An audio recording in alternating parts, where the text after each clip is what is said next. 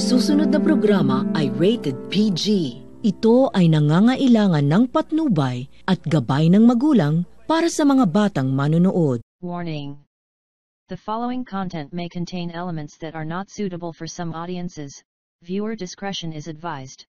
Haunted house reports on the rise during pandemic, says paranormal researcher.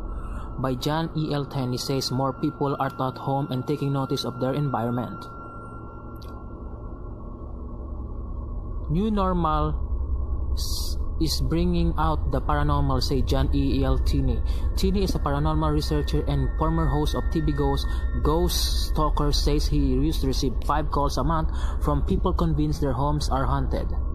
But since the COVID-19 restrictions started, he says he gets 5 to 10 calls a week. The New York Times also noticed the uptick of the newspaper interviewed Tenney this week for a feature about many people around the US who are stuck at home with what they believe are roommates from beyond the grave.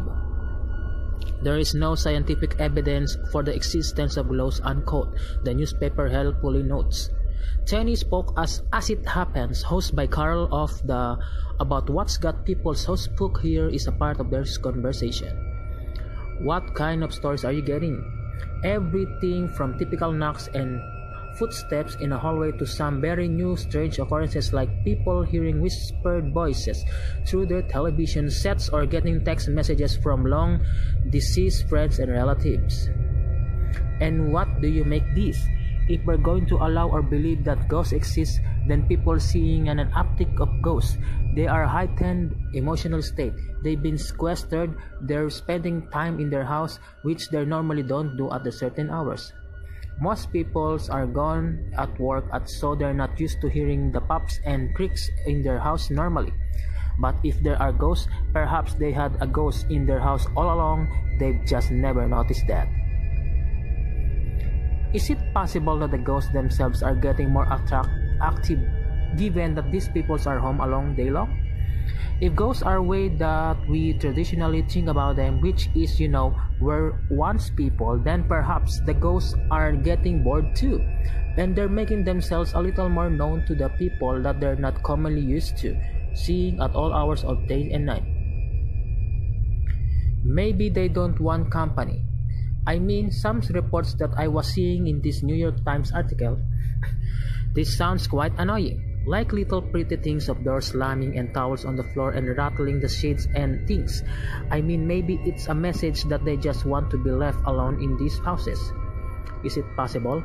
As human beings, we have difficulty communicating and discerning the motives of the other living human beings that are right in front of us. So us to try and divine what's the intention of an ethereal, invisible being that we can't really see? They might just been trying to get attention and they're doing it the only way they know how, which is slamming a door or pulling a window shade or slamming a window. Is it possible that people being confined and seeing no one are just going to a little nuts? Tell people to kind of take copious notes, journal about it, keep it track up when it happens, because the majority of cases that I investigated over the past 30 years, I have natural solution to them. They might be something happening in your house, whether it be your furnace turning on the truck, driving down the street every day at the same time, that you never noticed before. But once you start to take notes, you'll notice that it's a repeating pattern or some that's very familiar. How often do you actually find something that's there? I investigated thousands of cases and there are probably maybe less than 100 where something really unique and strange is happening. What was the strangest? I've been in a situation when I was room with 13 people and with the lights off, and this room was alleged haunted, and we were sitting in the dark and everybody was saying their name, kind of introducing themselves to the ghost or lack of for a better word.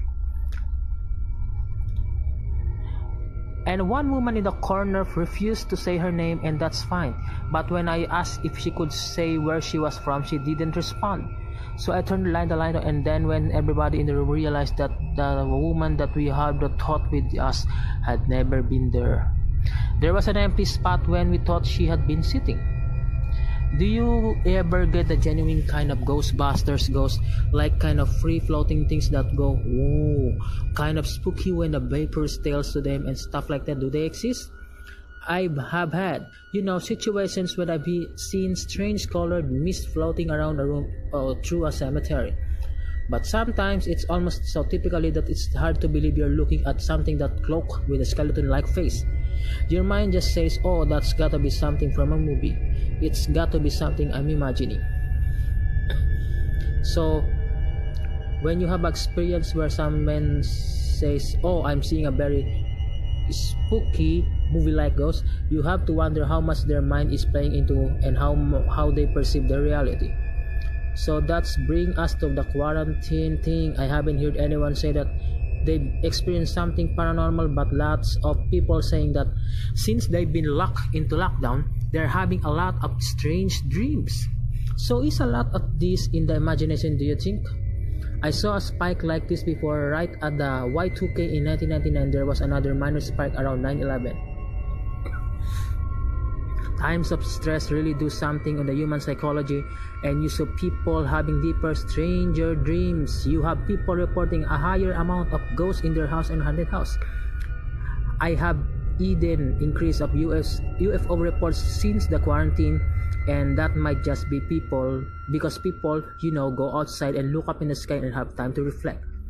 It does mean so much that they're going crazy, but perhaps they're just becoming a little more introverted and perhaps getting to know themselves a little better.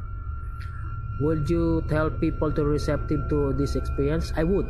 That's our world is so strange. You should have as many weird experiences as possible. And also think that once you open yourself up to the weird experience, you start to have more fun to have more of them. The majority of cases that I've been ever investigated, people don't get hurt. It's not scary, it's startling, but it's not scary. If someone does get hurt, it's because they are started to fall off on a ladder or run down the steps and trip on their own feet. But think that if ghosts are here, they're a part of environment and we should get to know them.